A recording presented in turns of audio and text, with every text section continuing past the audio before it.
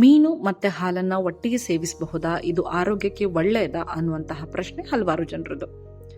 ಈ ಪ್ರಶ್ನೆಗೆ ನಾವು ಆಯುರ್ವೇದದಲ್ಲಿ ತಿಳಿಸಿರುವಂತಹ ವಿರುದ್ಧ ಆಹಾರ ಕಾನ್ಸೆಪ್ಟ್ನ ರೆಫರೆನ್ಸ್ ಆಗಿ ತೆಗೆದುಕೊಂಡು ಉತ್ತರವನ್ನು ನೋಡೋಣ. ಈ ಹಿಂದಿನ ವಿಡಿಯೋದಲ್ಲಿ ನಾವು ವಿರುದ್ಧ ಆಹಾರ ಅಂದರೆ ಏನು ಅಂತಹ ಬ್ರೀಫ್ ಇಂಟ್ರೊಡಕ್ಷನ್ನ ನಾವು ನೋಡಿದ್ದೇವೆ. ಆಯುರ್ವೇದದಲ್ಲಿ ಆಚಾರ್ಯರು 18 ವೆರೈಟೀಸ್ ಆಫ್ ವಿರುದ್ಧ ಆಹಾರಗಳನ್ನು ಹೇಳಿದ್ದಾರೆ.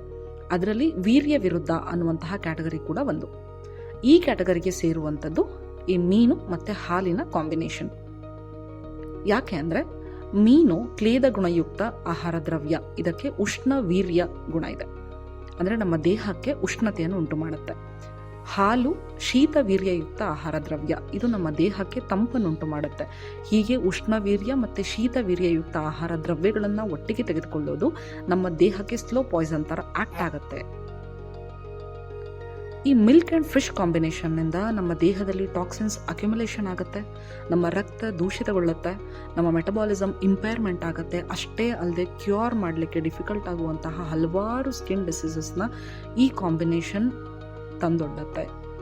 ಹಾಗಾಗಿ ಯಾರಿಗೆಲ್ಲ ಮಿಲ್ಕ್ ಆ್ಯಂಡ್ ಫಿಶ್ನ ಒಟ್ಟಿಗೆ ತೆಗೆದುಕೊಳ್ಳುವಂತಹ ಅಭ್ಯಾಸ ಇದೆಯೋ ದಯಮಾಡಿ ಹಿಂದೆ ನಿಲ್ಲಿಸಿ, ಮುಂದೆ ಬರುವಂತಹ ಹಲವಾರು ರೋಗಗಳನ್ನು ಇವತ್ತೇ ತಡಿಬಹುದು.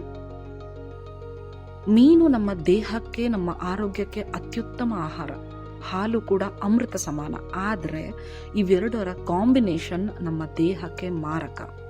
ಹಾಗಾಗಿ ಈ ಎರಡೂ ಆಹಾರ ಪದಾರ್ಥಗಳನ್ನು ತೆಗೆದುಕೊಳ್ಳುವಾಗ ಕನಿಷ್ಠ ಪಕ್ಷ 6 ತಾಸುಗಳ ಅಂತರ ಇದ್ದರೆ ಅವೆರಡರಿಂದ ನಮ್ಮ ದೇಹಕ್ಕೆ ದೊರಕುವಂತಹ ಆರೋಗ್ಯದ ಲಾಭಗಳನ್ನು ನಾವು ಪಡಿಬಹುದು.